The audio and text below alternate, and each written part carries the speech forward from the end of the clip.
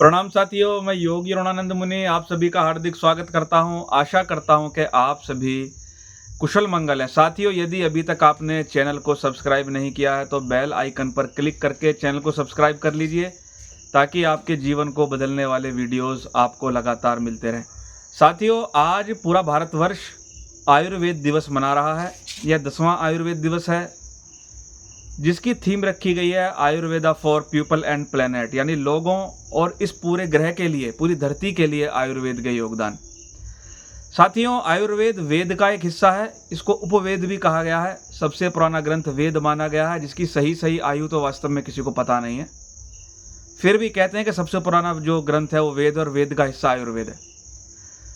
महर्षि चरक ने आयुर्वेद के बारे में कहा है, आयु की परिभाषा दी है उन्होंने, जहाँ पर शरीर, इंद्रिय, मन और आत्मा, शरीर प्लस इंद्रिय प्लस मन प्लस आत्मा, जब चारों एक हो जाते हैं उसको हम आयु बोलते हैं। शरीर हटा दो तो आयु भंग, मन हटा दो तो आयु भंग, आत्मा निकल जाए तो आयु भंग, इंद्रियां भी खराब हो जाएं तो भी आयु किसी काम की नहीं है साथियों। तो जहाँ चारों चीज़ें मिलती हैं उसको हम आयु कहते हैं, और आयु का विज्ञान एक्सप्लेन करने वाले ग्रंथ को, साइंस को आयुर्वेद कहते हैं। मैं आज आपको ऐसी कुछ चीज़ें बताने जा रहा हूँ, बेसिक चीज़ें बताने जा रहा हूँ जो आयुर्वेद ने हमको दी हैं। कोई इनको फॉलो कर ले तो जीवन बदल जाता है साथियों, आयुर्वेद कहता है हिता हितम, अर्थात क्या हित है क्या अहित है, क्या अच्छा है क्या बुरा है। सुख दुखम, क्या सुख देने वाला है क्या दुख देने वाला है। अगर ये चीज़ ज्ञात हो जाए, क्या अच्छा है क्या बुरा है, क्या सुख देने वाला है क्या दुख देने वाला है, तो आपको कोई पीड़ा होगी क्या। यही एक्सप्लेन हमारा आयुर्वेद कर रहा है। और आयुर्वेद ने हमको कुछ जीने के तरीके बताए। आयुर्वेद के 3 पिलर बताए हैं, आहार, निंद्रा और ब्रह्मचर्य। ये 3 पिलर हैं जिसमें मकान टिका हुआ है मनुष्य का, आहार, निंद्रा और ब्रह्मचर्य। आदमी क्या करता है पूरे जीवन, खाता है, लेकिन क्या खाना है, कब खाना है, कैसे खाना है, कई बार उसको मालूम नहीं होता, और बाद में पीड़ा से सिर पकड़ कर रोता है। तो आयुर्वेद बताता है क्या खाना है क्या नहीं खाना है। और उसमें भी आयुर्वेद का एक बेस्ट चीज़ मैं आपको बता रहा हूँ, आप खुद महसूस कीजिए कौन सी चीज़ आपको नुकसान पहुंचा रही है, कौन सी चीज़ आपको फायदा पहुंचा रही है। हालांकि आयुर्वेद में तो ऋतुचर्या है, दिनचर्या, डेली रूटीन है, सेशनल रूटीन है, सब है, आप गूगल करके निकाल लेना। लेकिन फिर भी आप, आयुर्वेद कहता खुद को खोजो, खुद देखो क्या ये चीज़ मुझे फायदा कर रही है, नहीं कर रही तो छोड़ दो, चाहे किसी पुस्तक में लिखी हुई हो। ये आयुर्वेद का सिद्धांत है साथियों। हम पूरे दिन खाते रहते। आयुर्वेद कहता सूर्योदय के 2 घंटे बाद नाश्ता करना चाहिए, दोपहर में खाना खाना चाहिए, सायंकाल में सूर्यास्त से पहले ही भोजन कर लेना चाहिए। हालांकि ऐसा पॉसिबल नहीं हो पा रहा है, फिर भी अगर आप आयुर्वेद को आसपास भी फॉलो कर पाएंगे, बहुत बड़ा काम आपका हो जाएगा।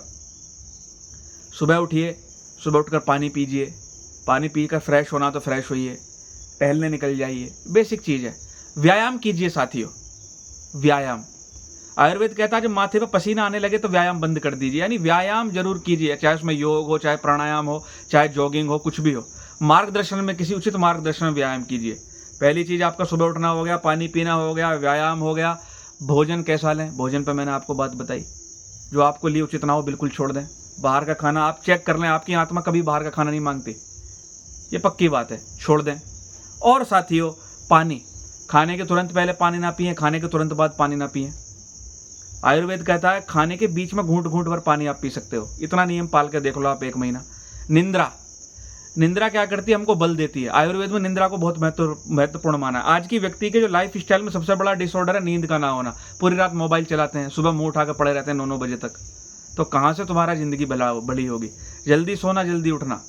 आप इतना नियम पाल के देख लें, आपकी आधी बीमारियां गायब हो जाएंगी। माता बहनें पूछती हैं हमारे सिस्ट हो गई, हमारे सिस्ट हो गई। मैं कह रहा हूँ जो नींद नहीं लेते ना उनको सिस्ट हो जाती है, इसके पीछे बहुत बड़ा साइंस है, इतना करके देख लें। ब्रह्मचर्य क्या है, जो गृहस्थ हैं वो केवल काम वासना पूर्ति का साधन इस शक्ति को ना माने। आप देखेंगे क्या शरीर को वास्तव, क्या मेरे को जरूरत है, शरीर को जरूरत है, इस चीज़ में डिफरेंशिएट करना सीखें। जो युवा हैं वो तो इस चीज़ से दूर ही रहें।